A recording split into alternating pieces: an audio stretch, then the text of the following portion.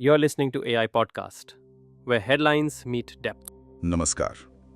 आज हम बात कर रहे हैं अमेरिका ने जो भारत पर अतिरिक्त 25% टैरिफ लगाया है उस पर। इससे कुल टैरिफ 50% हो गया है। हमारे पास द ललन टॉप के यूट्यूब चैनल का एक ट्रांसक्रिप्ट है जो इसी मुद्दे को टटोलता है। तो आज हम कोशिश करेंगे कि इस टैरिफ के पीछे की वजह, इसका पूरा कॉन्टेक्स्ट और भारत के लिए इसके क्या मायने हो सकते हैं, इसको जरा खोलकर समझें। तो सबसे पहले हुआ क्या? एकदम ताज़ा घटनाक्रम 1 अगस्त को राष्ट्रपति ट्रंप ने एक एग्जीक्यूटिव ऑर्डर साइन किया 25% टैरिफ भारत पर।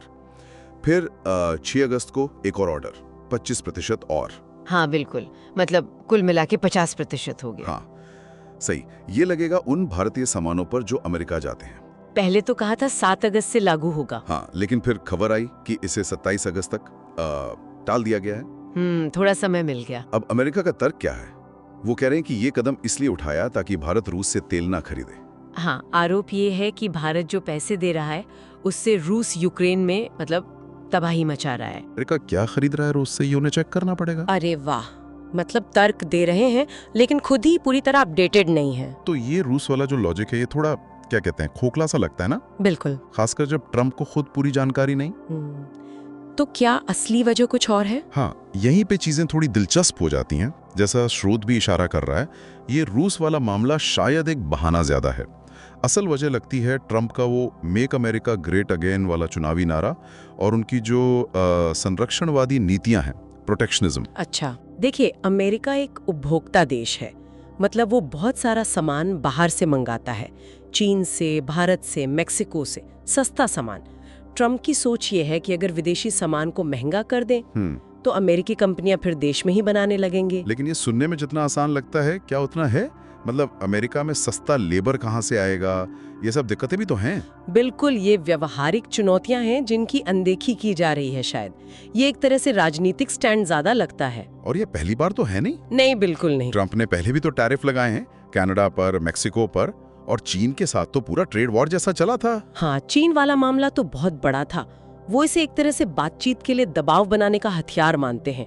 चीन ने तब कड़ा जवाब भी दिया था, कहा था आप 100 लगाओ, हम 125 लगाएंगे। और भारत के साथ भी तो व्यापार समझौते पर बातचीत चल रही थी। जी हाँ, बिल्कुल।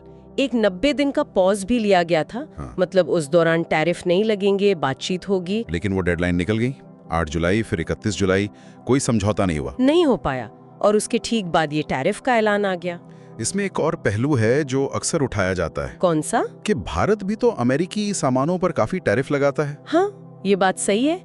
स्रोत में भी जिक्र है, जैसे मोटरसाइकिलों पर 50% से भी ज्यादा। और विस्की पर तो शायद 150% के करीब है। हाँ, और कृषि उत्पादों पर भी 100% तक है। इसी वजह से अमेरिका का भारत के साथ व्यापार घटा है। मतलब अमेरिका हमसे खरीदता ज्यादा है, बेचता कम है। बिल्कुल, और इसीलिए ट्रंप बार बार वो रेसिप्रोकल टैरिफ की बात करते हैं। जैसे को तैसा। हाँ, कि आप जितना लगाओगे हम भी उतना ही लगाएंगे। और बातचीत में जो एक बड़ा पेंच फंसा हुआ है वो शायद कृषि उत्पादों को लेकर है। जी, खासकर वो जीएम फूड्स यानी जेनेटिकली मॉडिफाइड फसलें। अमेरिका चाहता है कि भारत अपने बाजार खोले इनके लिए।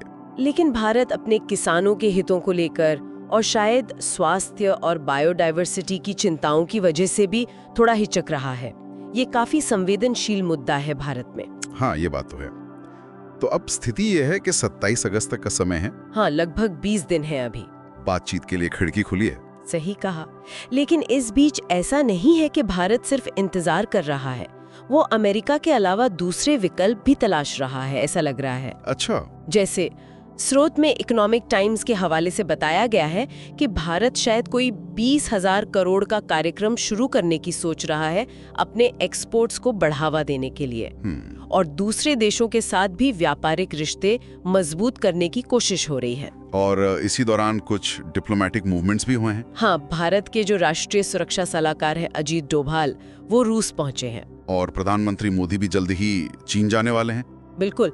तो ये सब कहीं ना कहीं बदलते हुए जो जियोपॉलिटिकल समीकरण हैं उनकी तरफ इशारा करते हैं। तो कुल मिलाकर अगर हम इसका समेटें तो ये मामला सिर्फ रूस से तेल खरीदने या ना खरीदने का नहीं लगता। नहीं, बिल्कुल नहीं। इसमें ट्रंप की अपनी घरेलू राजनीति है, उनकी वैश्विक व्यापार को देखने का नजरिया है, और भारत अमेरिका के बीच जो एक व्यापार समझौता अटका हुआ है वो भी एक बड़ा फैक्टर है। सब कुछ मिला जुला है। हाँ, एक जटिल मिश्रण है और अब भारत साफ तौर पर दूसरे रास्ते, दूसरे विकल्प देख रहा है। अब नजरें रहेंगी 27 अगस्त पर। देखते हैं उस समय सीमा से पहले क्या होता है, क्या कोई बीच का रास्ता निकलता है। हाँ, ये देखना होगा। लेकिन एक बड़ा सवाल जो ये सब खड़ा करता है वो ये है कि ये जो व्यापारिक तनाव बढ़ रहे हैं और भारत जैसे देश जो नए विकल्प तलाश रहे हैं, इन सबसे दुनिया का जो आर्थिक संतुलन है वो कैसे बदल सकता है और भविष्य में कौन सी नई व्यापारिक साझेदारियां हमें देखने को मिल सकती हैं, ये सोचने वाली बात।